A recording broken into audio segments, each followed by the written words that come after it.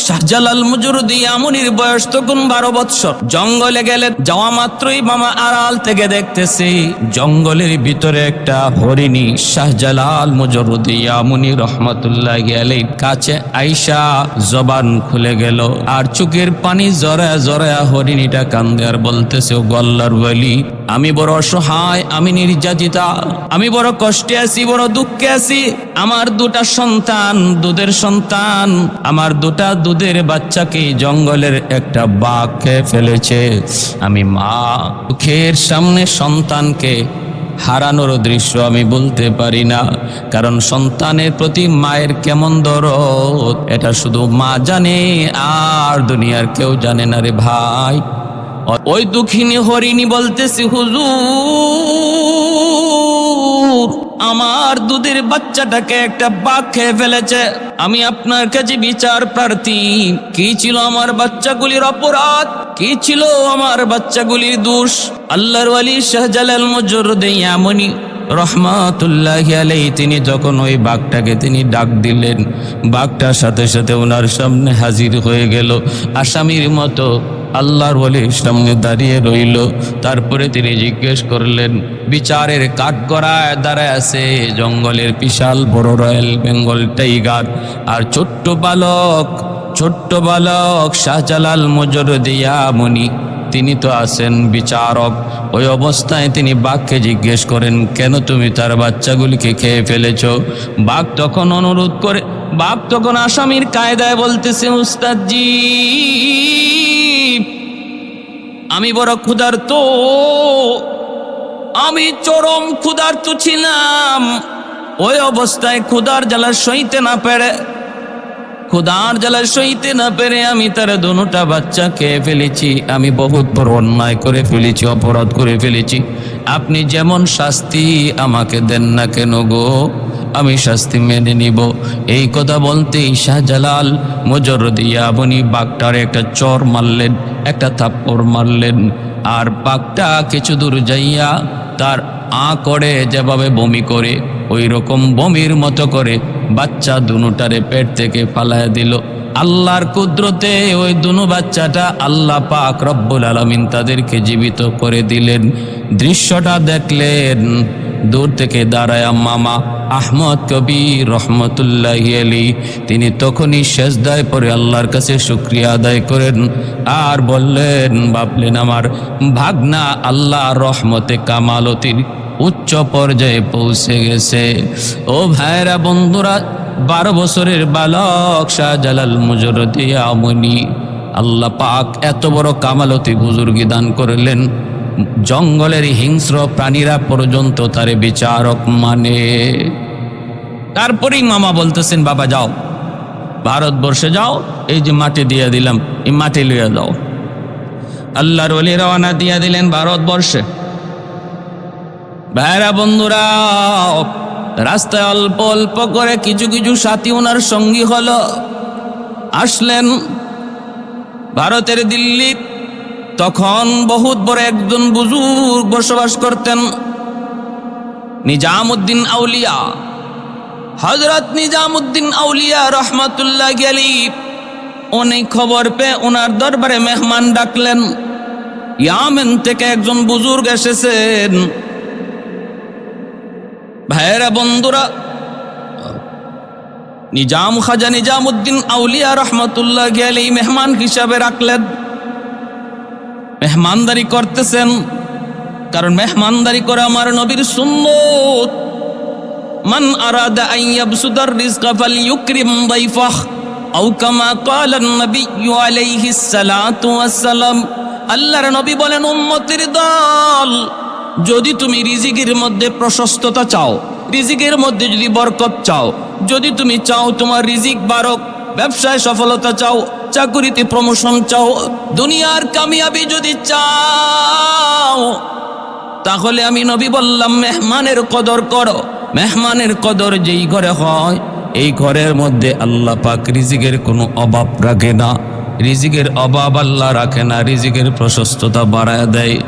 শাহজালাল মুজরদি আমনি খাজা নিজামউদ্দিন আউলিয়া রহমতুল্লাহি আলাইহির দরবারে তিনি মেহমান। এইবার খাজা নিজামুদ্দিন ওনাকে পরীক্ষা করতে চাইলেন কামালতি আর বুজুর্গে কি পরিমাণ অর্জন হয়েছে, কি পরিমাণ বুজুর্গ, কত বড় বুজুর্গ। পরীক্ষা করার জন্য তিনি রুটির ভিতরে আগুন ঢুকায়া খানা হিসাবে দিয়ে দিলেন। আর তিনি ভাবলেন যদি আল্লাহর ওলি হয়, যদি বুজুর্গি আর কামালতি তার হাসিল হয়ে থাকে, আল্লাহর ওলিরা বিসমিল্লাহ বলে যদি রুটি খায়, ওই খানা যদি বিষও থাকে আগুনও থাকে, সেই আগুনকে আল্লাহ পানি বানায় দেয়। শাহজালাল মুজরদিয়া মনি রহমতুল্লাহ আলাইহি কাশফের মাধ্যমে তিনি বুঝতে পেরেছেন এই রুটির ভিতরে আগুন।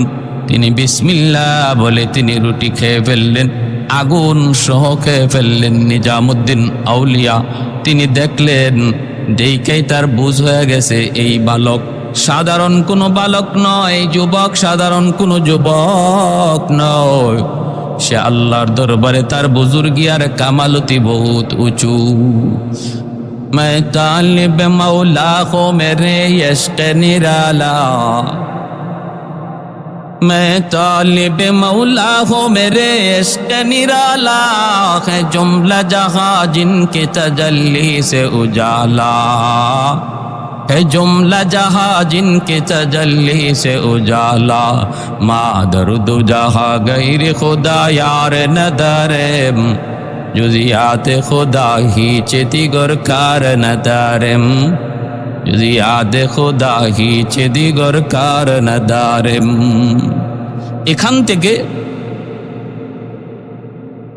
সিপাহসালার নাসিরউদ্দিন রহমতুল্লাহ আলাইহি, ইনিও বহুত বড় বুজুর্গ, বহুত বড় ওলি। ওনাকে সঙ্গে লইয়া তিনি রওনা দিবেন সিলেটের উদ্দেশ্যে।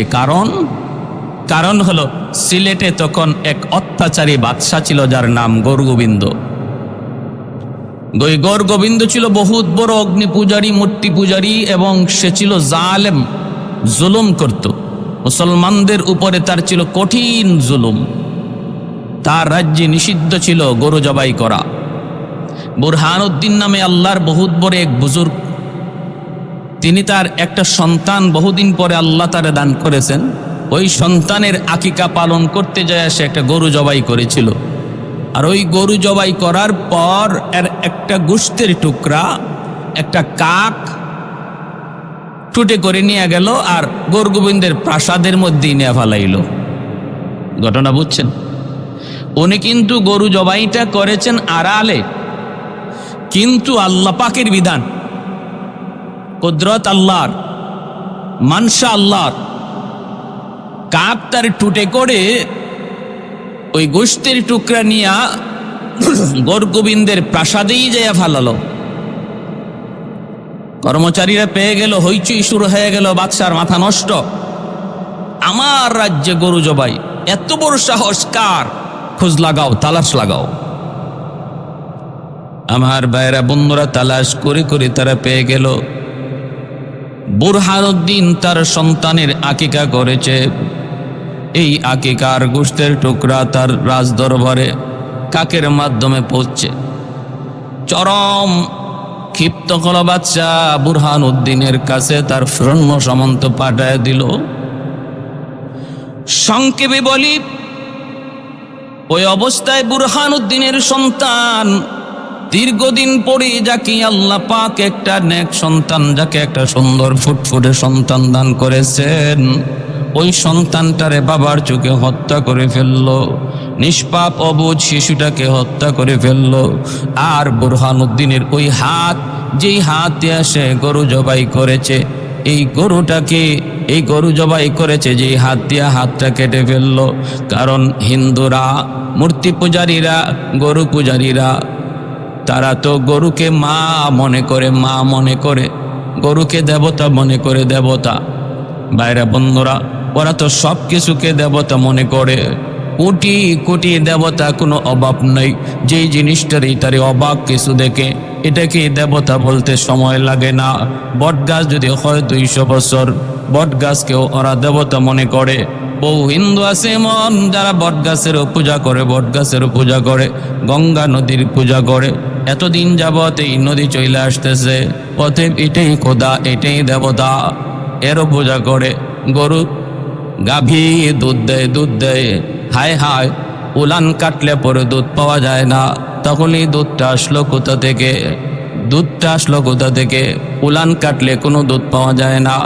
একে একে আমাদেরকে প্রতিদিন দুধ দেওয়া যায়, কিন্তু দুধের কাটলে পরে দুধ পাওয়া যায় না। গরু আমাদের দেবতা, গাভী আমাদের মা, এইভাবে অসংখ্য অগণিত দেবতা বানায় রাখছি। ভাইরা বন্ধুরা, তুলসী গাছও দেবতা, তুলসী গাছেরও পূজা হয়। কত কত দেবতার হিসাব নাই। বুরহানুদ্দিনের হাতটা কেটে দেওয়া হলো, নিষ্পাপ অবুঝ শিশুটাকে হত্যা করা হলো। আর বুরহানুদ্দিন তখন নিজের কাটা হাতটা লইয়া চোখের পানিটা বুইসা কোথায় বিচার দায়ের করবে গো? দিল্লিতে চলে আসলো, দিল্লিতে চলে আসলো। দিল্লির বাদশার কাছে অভিযোগ জানালো। বাদশাহ তখন সিদ্ধান্ত নিল ফৌজ বাড়াবে। এই খবর শাহজালাল মুজরদি ইয়ামনি রহমতুল্লাহি আলাইহির কানে পৌঁছলো। ইনি বুরহানুদ্দিনের কাছ থেকে ডিটেল শোনার পর সিদ্ধান্ত নিলেন ইনি অত্যাচারী বাদশাহ গৌরগোবিন্দের বিরুদ্ধে জিহাদ করবেন। তার অত্যাচার তিনি বন্ধ করবেন, জুলুমের তিনি প্রতিবাদ করবেন। কারণ একজন মুমিন কখনো জুলুম চোখ বুজে সইতে পারে না রে। মুমিন জুলুম করেও না, জুলুম সইতেও পারে না, প্রতিবাদ করবে। আল্লাহর নবী বলেন, মান রাআ মুনকারান ফালইয়ুগাইয়ির বিয়াদিহি ফাইন লাম ইয়াস্তাতি ফাবিলিসানিহি ফাইন লাম ইয়াস্তাতি ফাবিকলবিহি ওয়া যালিকা আদআফুল ঈমান। নবী বলেন, যখন অন্যায় দেখো, জুলুম দেখো, তখন তুমি হাত দ্বারা সেটা প্রতিহত করো। যদি তুমি হাত দ্বারা না পারো, জবান দিয়া প্রতিবাদ করো। জবান দিয়েও যদি তুমি না পারো, তাহলে অন্তর দিয়া ঘৃণা করো। নবী বলেন, দালিকা আদআফুল ঈমান, এটা হলো ঈমানের সর্বনিম্ন স্তর। আল্লাহর ওয়ালি শাহজালাল মুজরদি ইয়ামনি নাসিরউদ্দিন সিপাহসালারকে সঙ্গে লয়া রাস্তায় ওনার সঙ্গী সাথী হইতে হইতে 360 জন আল্লাহওয়ালাকে একসাথে নিয়ে সিলেটের জমিনের উদ্দেশ্যে তিনি রওনা দিলেন। গৌরগোবিন্দ খবর পেয়ে গেল সুরমা নদী এমন একটা নদী, যেই নদীটা পাড়ি দিয়া সিলেট শহরে ঢুকতে হয়। ওই নদীর যতগুলা নৌকা ছিল, খেয়া ছিল, সব গৌরগোবিন্দ সরায় দিল। গৌরগোবিন্দ সবগুলি সরায় দিল, যেন আল্লাহর বলি তিনি নদী পার হতে না পারেন, প্রাসাদে যেন পৌঁছতে না পারেন। বলুন তো দেখি আপনারা, যদি আল্লাহ চায় তাহলে নৌকা লাগবে নাকি? আল্লাহর কুদরত যেখানে পৌঁছে যায়, মানুষের বিবেক তখন হারিয়ে যায়, চিন্তা ফিকির ধ্যান ধারণা বাস্তবতা তখন বিদায় নেয়। আল্লাহর কুদরত যখন হাজির হয়ে যায়, কাদিরে কুদরত দারি বরকামাল, কাদিরে কুদরত দারি বরকামাল, আনতা রব্বি আনতা হাসবি যুল জালাল, আনতা রব্বি আনতা হাসবি যুল জালাল। আল্লাহর ওলি সুরমা নদীর কিনারায় গেলেন, যাইয়েই তিনি আদেশ দিলেন। এইদিকে নিজামুদ্দিন আউলিয়া রহমতুল্লাহি আলাইহি তিনি যখন ওনার পরীক্ষায় শাহজালাল মুজরদি ইয়ামনি বুজুর্গি আর কারামতির লাইনে পাশ করলেন, তখন তিনি খুশি হইয়া সিলেটের উদ্দেশ্যে পাঠাইলেন। আর ওনাকে হাদিয়া স্বরূপ এক জোড়া ওই জালালি কবুতর হাদিয়া দিয়েছিলেন। সেখান থেকেই জালালি কবুতর শাহজালাল মুজরদি ইয়ামনি রহমতুল্লাহি আলাইহির সাথে সিলেটে আসে। ছাই কালারের নাম তখন জালালি কবুতর ছিল না, ছাই কালারের এক জোড়া কবুতর হাদিয়া দিছেন। আর যেহেতু শাহজালাল রহমতুল্লাহি আলাইহির সাথে সিলেটে এই এক জোড়া কবুতর এসেছে, এজন্য এই কবুতরের নাম হয়ে গেছে জালালি কবুতর। নদীর কিনারায় পৌঁছে দেখেন ব্যবস্থা নাই, নদী পার হবেন কেমন করে, ব্যবস্থা নাই। আল্লাহর ওলি আল্লাহর কাছে সাহায্য চাইলেন, মালিক কিভাবে পার হব জানি না, ব্যবস্থা তোমার, আমার চেষ্টা আমার ইরাদা। আয় আল্লাহ, নদী পার হতে চাই, কেমন করে পার করবা জানি না মাওলা।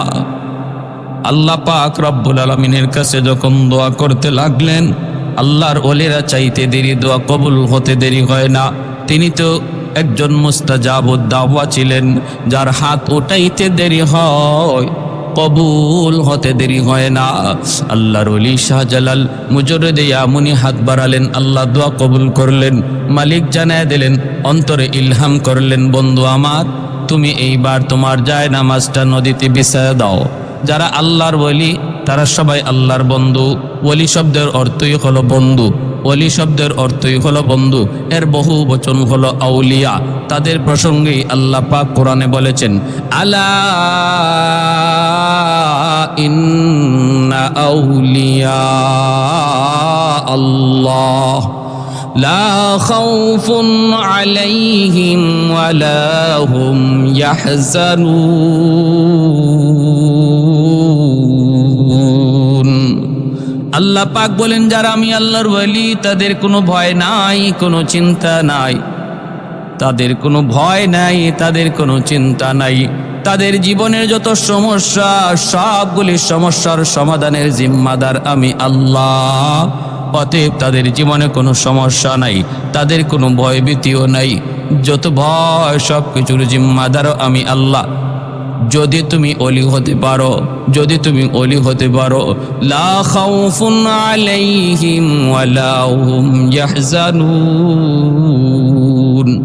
কারা আল্লাহর ওলি? পরের আয়াতে আল্লাহ বলেন, আল্লাযীনা আমানু। এক নাম্বার গুণ হলো তারা ঈমানওয়ালা। এক নাম্বার গুণ হলো তারা ঈমানওয়ালা। দুই নম্বর, ওয়া কানু ইয়াত্তাকুন। দ্বিতীয় গুণ হলো তাদের মধ্যে থাকবে আল্লাহ ভীতি, আল্লাহর ভয়, তাকওয়া। ঈমান আর তাকওয়ার মাধ্যমে আল্লাহর ওলি হওয়া যায়। আল্লাহর ওলি হওয়া যায় দুই গুণে, এক হলো ঈমান আর এক হলো তাকওয়া। ঈমান আমার আপনার প্রত্যেকের কাছে আছে রে ভাই, দৌলত ঈমান আল্লাহ পাক দয়া করে আমাদেরকে দান করে দিয়েছেন। এখন শুধু প্রয়োজন দ্বিতীয় গুণ।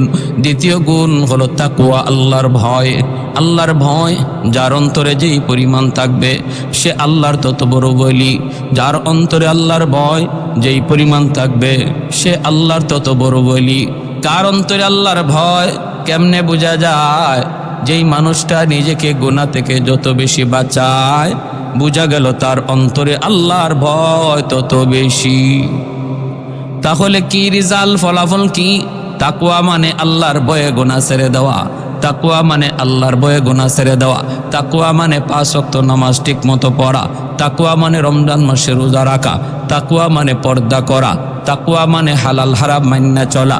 এ ভাই, এই দুই গুণ যার মধ্যে যেই পরিমাণ, সে হলো আল্লাহর তত বড় বলি। আমার আপনারও অলি হওয়ার সুযোগ আছে। কিয়ামতের আগ পর্যন্ত প্রতিটা মুমিনের অলি হওয়ার সুযোগ আছে। অলি হওয়ার সুযোগ আছে রে ভাই। নিয়ত যদি করি এখন থেকে আমি আর কোনো গুনাহ করব না, তওবা করলাম, আমি আর কোনো গুনাহ করব না, আর নামাজ তরক করব না, আর সুদ খাবো না, ঘুষ খাবো না, আর আমি বেপরদায় চলবো না। এই যদি এখন থেকে নিয়ত করি, পাক্কা নিয়ত করি, নিয়ত করা মাত্রই আল্লাহ পাক আমার নাম ওলি দপ্তরে লিখে দিবে। আল্লাহু আকবার। मैं तालिब मौला को मेरे यश्क निराला, मैं तालिब मौला को मेरे यश्क निराला, है जुमला जहां जिनके तजल्ली से उजाला। उल्फत में बराबर के वफा हो के जफा हो, हर चीज में लज्जत है या गुर दिल में मजा हो, हर चीज में लज्जत है या गुर दिल में मजा हो। एक चश्मे ज़दन गाफिल अज़ा शाह नबाशी, शायद के निगाहे कुनदगाह नबाशी, शायद के निगाहे कुनदगाह नबाशी। আল্লাহ বলেন, বন্ধু যায় নামাজ বিছায়া দাও। যে আল্লাহ কাঠ নৌকার মধ্যে বসায় নদী পার করাইতে পারে, ওই আল্লাহ যায় নামাজে বসায় নদী পার করাইতে পারে। আল্লাহ বলে, বন্ধু যায় নামাজে বসে পড়। আল্লাহর ওয়ালি যায় নামাজে বসে পড়লেন। ওইদিকে গরগোবিন্দের বাহিনী নদীর পারে তীর নিয়ে দাঁড়ানো। লাইন ধরে তীর নিয়ে দাঁড়ানো, যদি নদী পার হওয়ার চেষ্টা করে ওরা তীর মারবে। দেখতেছে হায় হায় হায়, এর কেমন মানুষ, যায় না মাঝে বসে নদী পার হইতেছে, অথচ পানিতে ডুবে না, অথচ পানিতে ভিজে না। ভাইরা বন্ধুরা, পানি কার কথায় চলে? আল্লাহর। বাতাস কার কথায় চলে? আল্লাহর। সূর্য কার কথায় উঠে? আল্লাহর। সূর্য কার কথায় ডুবে? আল্লাহর। কুল কায়নাত যার ইশারায় চলে, তিনি আর কেউ নন, তিনি আমার আপনার মালিক, তিনি আমার আপনার মালিক, যার নাম, যার উপাধি রব্বুল আলামিন। আল্লাহ পাকের নির্দেশ, এরে সুরমা নদীর পানি, সাবধান, আমার বলিকে তুই ডুবাবি না, সামান্যতম বেয়াদবি করবি না। আমি আল্লাহর হুকুমে যদি তুমি চলো, তাহলে আমার বন্ধুকে সসম্মানে নদী পার করায় দাও। ভাইরা, আল্লাহর হুকুমে পানি শক্ত হয়ে গেল। যেমনভাবে মূসা কালিমুল্লাহ নীল দরিয়া যখন পার হন, আল্লাহ বলে, রে নীল দরিয়ার পানি বল কার হুকুমে চলো? কই আল্লাহ তোমার হুকুমে। তাহলে আমার বন্ধু মূসা, এখন তোমার বুকের উপর দিয়া পার হয়ে যাবে, যেইভাবে আসো আলোক হয়ে রাস্তা করে দাও, রাস্তা। দরিয়ার পানিগুলা ভিন্ন হয়ে রাস্তা করে দেখ। পানি জমাট বেঁধে গেল, মাঝখান দিয়া একটা দুইটা নয় 12টা রাস্তা হয়ে গেল। কারণ বনি ইসরাইলের মধ্যে ছিল 12টা গোত্র, প্রতিটা গোত্রের জন্য একটা করে ভিন্ন ভিন্ন রাস্তা তৈরি হয়ে গেল। ফেরাউন যখন মাঝখানে গেল, রেডিমেড রাস্তা দেখে যখন ফেরাউন নিজেও পার হতে যায়, মাঝামাঝি যাওয়া মাত্র আল্লাহ কয়, পানিরে তুই আগের মতো হয়ে যা। হুকুম পাওয়া মাত্রই পানি আগের মতো হয়ে গেল। তাহলে আমরা বুঝলাম কি, পানি কার কথায় চলে? বলে আল্লাহর কথায় চলে। বাতাস কার কথায় চলে? আল্লাহর কথায় চলে। সব কিছু আল্লাহর হুকুমে চলে, আল্লাহর হুকুমে চলে। এ ভাই, সুরমা নদীর পানি বন্ধ হয়ে গেল, সুরমা নদীর পানি শক্ত হয়ে গেল, পানি আর পানি নাই। ওই অবস্থায় তিনি যায় নামাজে বৈশা তিনি নদী পার হয়ে গেলেন, হয়ে যাচ্ছেন ওই নদীর কিনারা থেকে। তখন সৈন্যরা, দুশ্মনেরা তীর মারতে লাগলো, বৃষ্টির মতো তীর। তিনি তো আল্লাহর কাছে সাহায্য চান। তীরগুলো আল্লাহ পাক রব্বুল আলামিনের হুকুমে যেই পথ দিয়ে আসার কথা, যেই দিকে তীর যাওয়ার কথা, উল্টা ব্যাক করতে লাগলো। তীর ছাড়লো আল্লাহর ওলির দিকে লক্ষ্য করে, কিন্তু আল্লাহর কুদরত বোঝা বড় দায়। তীর উল্টা ঘুরে গেল, গুইনা গুইরে যে তীর ছাড়লো, সেই তীর যে তার শরীরে লাগলো, সেই খতম হয়ে গেল, সেই খতম হয়ে গেল। উপর থেকে বড় বড় পাথর ছাড়লো দুশ্মনরা, পাথর যেন পাথরের চাপায় পড়ে তিনি মারা যান। ওই পাথর গড়ায় গড়ায় যখন ওনার কাছে আসলো, তিনি আবার বলতেছেন, শাহজালাল মুজরদিয়া মুনি বলেন, শিলহাট। সিলেট শব্দটার মূল হলো শিলহাট। শিল শব্দের অর্থ হলো পাথর, হট শব্দের অর্থ সরে যা। যখন তিনি পাথরকে বলতেছেন শিলহাট, পাথর সরে যা, তখন এই পাথর যেই দিক দিয়ে আসছিল ওই দিকেই উল্টা প্রচণ্ড বেগে যাইতে লাগলো। যেখান থেকে যেই পাথর ছাড়লো, তার সৈন্যরাই ওই পাথরের আঘাতে খতম হয়ে গেল। সুবহানাল্লাহ! আল্লাহ পাকের কুদরত কত বড়, আল্লাহ পাক কত বড় মহান। আল্লাহ যা চায় জান তা হয়, মানুষ যা চায় তা হয় না। আল্লাহ যা দেখেন মানুষ তা দেখে না, আল্লাহ যা পারেন মানুষ তা পারে না। এর নাম হলো ঈমান। ওই পাথরের আঘাতেও সৈন্য মরল, তীরের আঘাতেও সৈন্য মরল। আল্লাহর ওলি শাহজালাল মুজরদিয়া মুনি রহমতুল্লাহি আলাইহি তিনি সুরমা নদী পার হয়ে গেলেন। এইভাবে আমার ভাইয়েরা, আল্লাহ পাক বলে কাযালিকা নুনজিল মুমিনিন, এভাবে আমি আমার ওলি আল্লাহদেরকে, নবী পয়গম্বরদেরকে যেইভাবে বিপদ আপদে মুক্তি দেই, আমি আমার মুমিন বান্দাদেরকেও বিপদের সময় মুক্তি দেই, যদি সে খাঁটি মুমিন হয়। আমরা যদি খাঁটি মুমিন হতে পারি, আল্লাহর সাহায্য এখন যে বন্ধ তা না, আল্লাহর সাহায্য অনন্তকাল জারি থাকবে মুমিনের জন্য। শর্ত শুধু খাঁটি মুমিন হয়ে যাও, শর্ত শুধু খাঁটি মুমিন হয়ে যাও। হাতে থাকবে আমার দুনিয়ার কাজ, দিলে থাকবেন আল্লাহ, হাতে থাকবে দুনিয়ার ব্যস্ততা। দাও যায় না মাঝে বসে জুন্নুন মিসরি তিনি নদী পার হয়ে গেলেন। বিচ্ছুর পিছনে পিছনে দৌড়তেছেন। হঠাৎ করে তাকায় দেখেন হাওরের মধ্যখানে একটা গাছ, গাছের নিচে একটা যুবক আরামে ঘুমাইতেছে। ওই যুবকের মাথার পাশে একটা বিষাক্ত সাপ ফনা ধরে আছে। যে কোনো মুহূর্তে বিষাক্ত সাপের দংশন। আল্লাহর ওয়ালি ভয় পেয়ে গেলেন, সাপে দংশন করবে। তিনি দেখতেছেন ওই বিষাক্ত সাপ, যেই সাপ যুবককে দংশন করবে। বিচ্ছুটা যাই আর দেরি করলো না, বিচ্ছুটা যাইয়েই লাফ দিয়া সাপের মাথায় বসে গেল। বৈশাই সাপটা এমন ভাবে কামড় দিল, সাথে সাথে সাপটা জায়গার মধ্যে ছটপট করে করে মরে গেল। আল্লাহর ওলি তখন যুবককে ডাক দিয়ে উঠাইলেন, রে যুবক একটু বলো না এ যুবক কি কাণ্ড ঘটেছে, মাথার পাশে একটু তাকে দেখো। যুবক দেখতেছে একটা বিশাল বড় সাপ, বিষাক্ত সাপ মরে আছে। ঘটনা কি? কই ঘটনা হলো এমন, আল্লাহ পাক তোমাকে তো তার কুদরতে বাঁচায় নিছেন।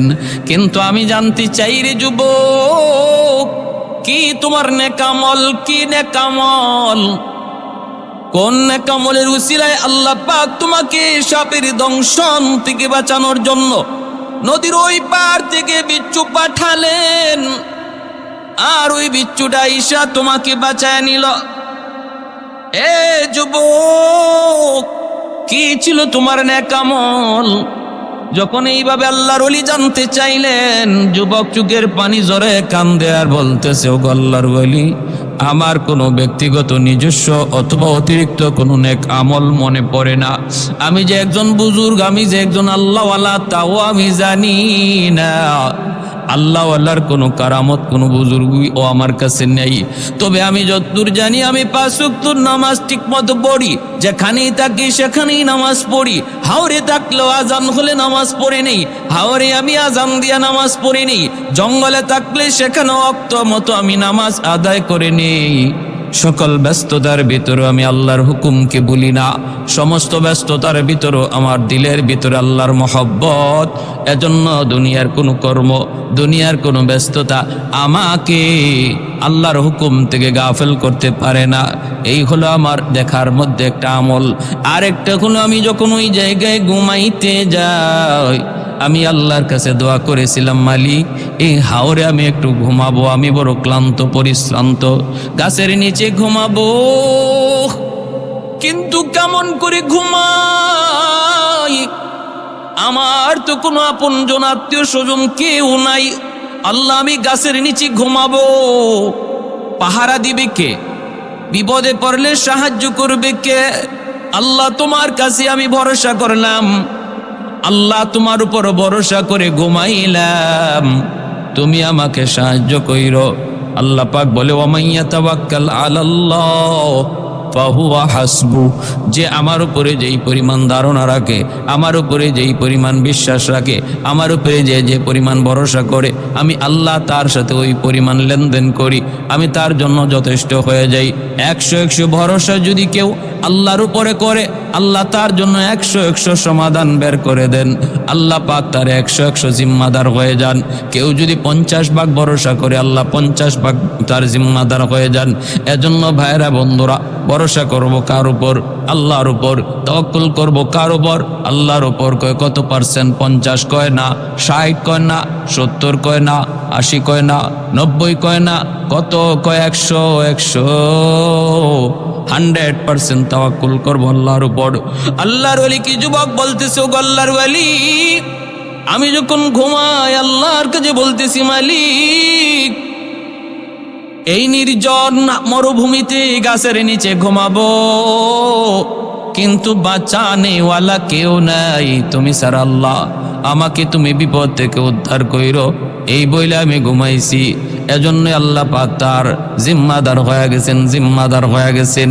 আল্লাহর ওলি জুন্নুন মিসরি রহমাতুল্লাহ আলাইহি যুবককে বুকে নিয়ে বুক মিলাইলেন আর বললেন, যুবক, ও যুবক, তুমি আল্লাহর কাছে বড় পেয়ারা, আল্লাহর কাছে তোমার দাম বড় বেশি। এই ভাই, এজন্য আল্লাহর ওলিদেরকে আল্লাহ পাক কুদরতি হাতে বিপদ থেকে বাঁচায়। সমস্যায় পড়লে আল্লাহ সমস্যা থেকে উদ্ধার করে। আল্লাহ নিজেই বলেছে ওয়াকাযালিকা নুনজিল মুমিনিন,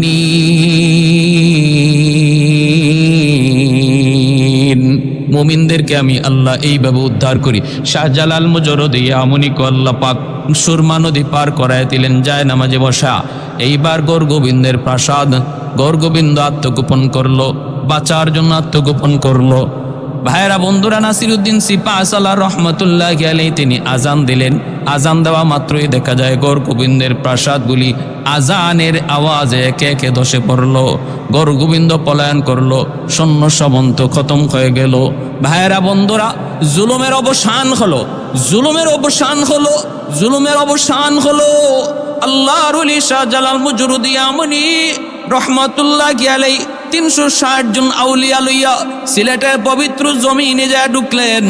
আর ওই জায়গায় যায় তিনি তার মামার দেওয়া সেই মাটি মিলায়া দেখেন। মামা যেই মাটি দিয়া বলছিলেন এই মাটি যেই মাটির সাথে মিলবে সেখানে তুমি অবস্থান করবে, তিনি তাকে দেখেন সিলেটের মাটির সাথে ইয়ামেনের ওই মাটির মিল।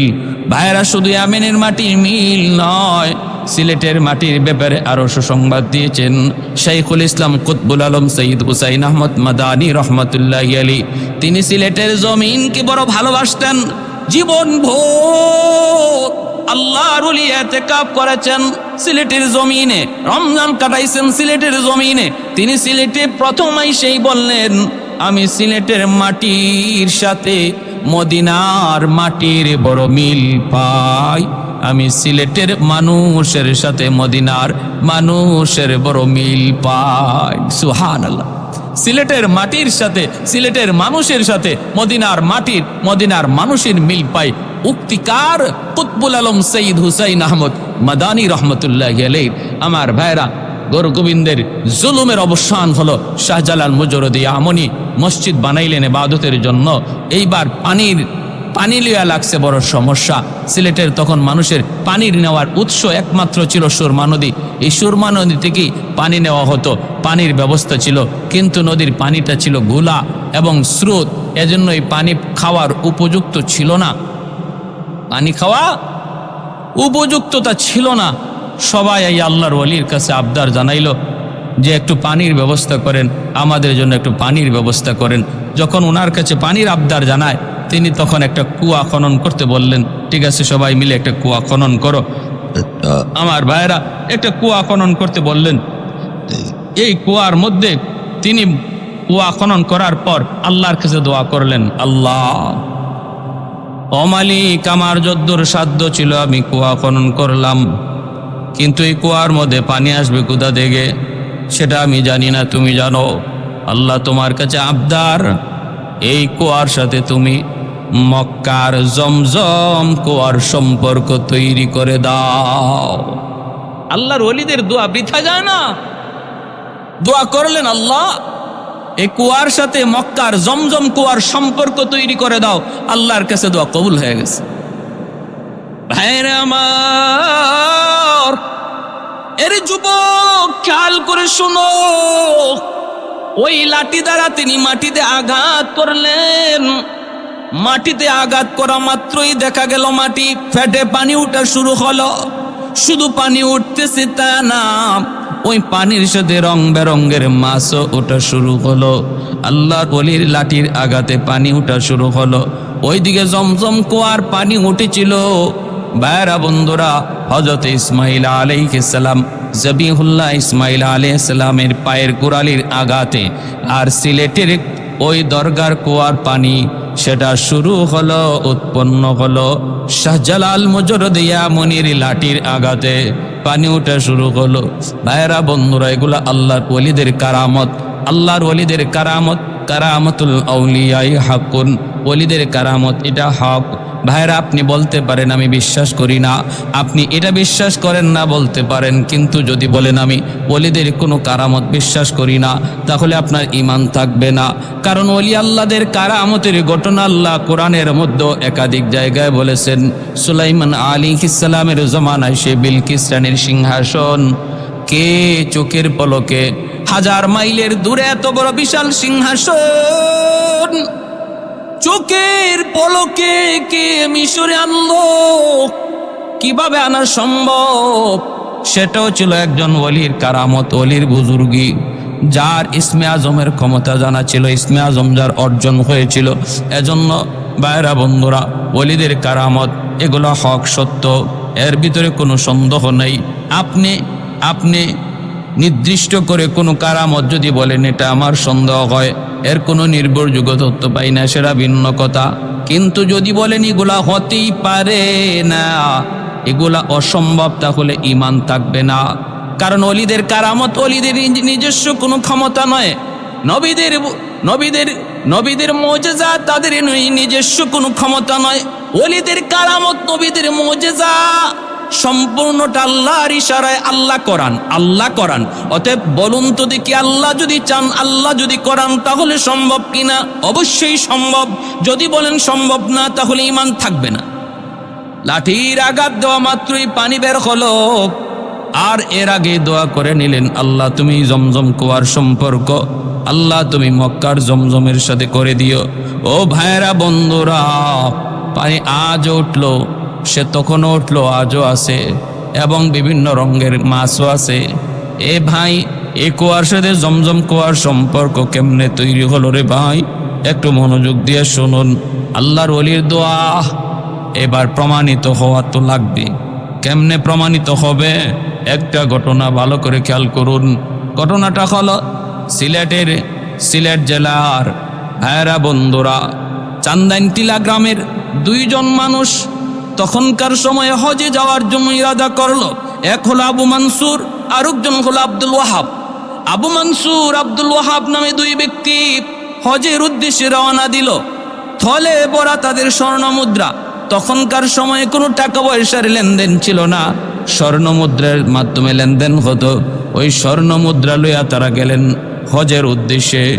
মাসকে মাস পায়ে হেঁটে এরকমভাবে তখন হজে যাওয়া লাগতো। তারা দীর্ঘদিন সফর করে হজে গেলেন। হজে গিয়া হজের কাজ সমাপ্ত করলেন। সমাপ্ত করার পর দেখেন তাদের স্বর্ণ মুদ্রা এখনো কিছু অবশিষ্ট রয়ে গেছে। এই স্বর্ণ মুদ্রা লইয়া তারা বাড়িতে কেমন করে যাবেন? যদি রাস্তাঘাটে কত ডাকাতের ভয়, কত লুটতরাজের ভয়, যে কোনো জায়গায় ডাকাতি হয়ে যেতে পারে। অতএব এই স্বর্ণ মুদ্রা লইয়া বাড়িতে পৌঁছানো সম্ভব না। করা যায় কি? তখন তারা চিন্তা করলেন, আমরা তো জানি সিলেটের ওই শাহজালাল কুয়ার সাথে জমজমের সম্পর্ক। শাহজালাল মুজুরদি ইয়ামুনি রহমতুল্লাহি আলাইহি দোয়ার কারণে, যার সঙ্গে 360 জন আউলিয়া ছিলেন, যার কারণে সিলেটের জমিনকে 360 আউলিয়ার দেশ বলা হয়। পুণ্যভূমি, ওলি আল্লাহর জমিন। এখনো সিলেটের বিভিন্ন জায়গায় ওই আল্লাহর ওলিদের কবর, বিভিন্ন জায়গায় তারা শুয়ে আছেন। তারা দুজন চিন্তা করে, আমরা যদি জমজম কুয়ার মধ্যে আমাদের সেই স্বর্ণ মুদ্রার থলিটা যদি জমজম কুয়ায় ফেলে দেই, যদি যুগ সাজেশ থাকে, তাহলে তো এই স্বর্ণ মুদ্রা ফালাইমু এখানে, পাইমু যায়া সিলেটের দরগার কুয়ায়। সম্পর্ক যদি থাকে তাহলে হবে না কেন?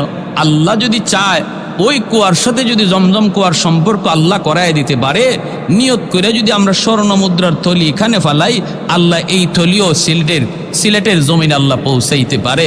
এই বলে আল্লাহর উপর পুরা ইয়াকিন আর বিশ্বাস রেখা তারা এই থলিটা এখানে রেখে দিলেন। ভরসা করলেন কার উপর? আল্লাহর উপর। হজের কাজ শেষ, বাড়িতে এসে পৌঁছলেন।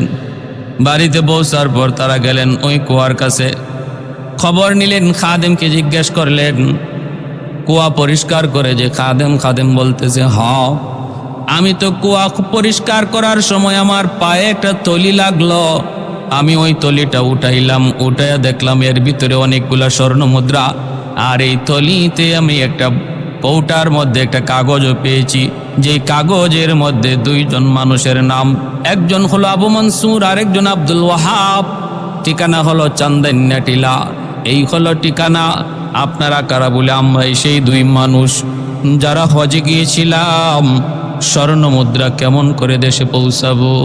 ডাকাতের ভয়ে আমরা জমজম কুয়ার মধ্যেই তোলাটা এই থলিটা ফালাই দিলাম। আল্লাহ পাক ওই থলিটাকে জমজমের সাথে কুয়া, শাহজালাল রহমতুল্লাহি আলাইহির কুয়ার, দরগার কুয়ার মিল আছে বিদায় আল্লাহ পাক পৌঁছে দিছেন। বাবা আমাদের স্বর্ণগুলা দাও। খাদেম তখন সেই স্বর্ণ মুদ্রাগুলা উনাদের হাতে পৌঁছে দিল। আহাদুল লাইসা কামিসলি সামাদুল লাইসা কাফাদলি লিমানিল মুলকু তুগু ই তু সাজাওয়ার খুদাই, তু খুদাওয়ান্দে ইয়ামিনি তু খুদাওয়ান্দে ইয়াসারি, তু খুদাওয়ান্দে জমিনি তু খুদাওয়ান্দে সামাই, তু রহিমি তু করিমি তু সামিঈ তু বসিরি, তু মুইদ্দি তু মুদিল্লি তু মালিকিল আরশি বজাই। বরি আজ খুরদন ও খুফতন, বরি আজ তহমতে মরদন, বরি আজ বিমু উমিদি, বরি আজ রঞ্জ বালাই, বরি আজ রিমু বরি আজ রঞ্জ বালাই। ভাইরা বন্ধুরা, এজন্য বলতেছিলাম আমার ভাই শাহজালাল মুজরুদ ইয়ামনি রহমতুল্লাহ আলাইহি কত বড় বুজুর্গ, কত বড় আল্লাহর ওলি, জীবনে বিয়ে শাদী করেন নাই, এজন্য ওনার উপাধি ছিল মুজাররাদ। কেন? আমি আপনি যদি মনে করি তাহলে আমিও বিয়া করবো না, বলে না, আমার আপনার জন্য এই হালত না। তিনি যেই হালতে ছিলেন তার জন্য সেটা জায়েজ, কারণ তার দিলের ভিতরে, তার পশমে পশমে, গোড়ায় গোড়ায় আল্লাহর মহব্বত ছিল, আল্লাহর মহব্বত ছিল।